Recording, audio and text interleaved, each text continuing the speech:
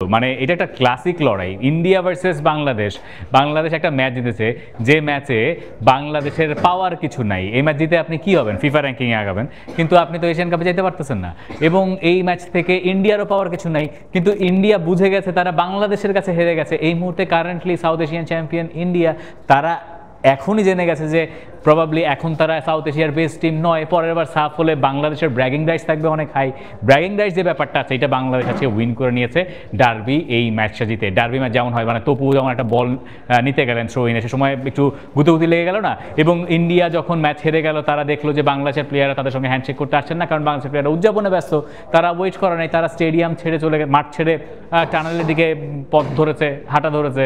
এইগুলো আসলে ডার্বির মজা, এইগুলো ডার্বির ঝাঁজ। এটা হয়তো ইন্ডিয়ান ফুটবলের জন্য খুব মানে ভালো কিছু না, কিন্তু খুবই স্বাভাবিক। একটা ম্যাচ যখন জেতা হারা হবে, সে একটা দলের জন্য ভালো, একটা দলের জন্য খারাপ।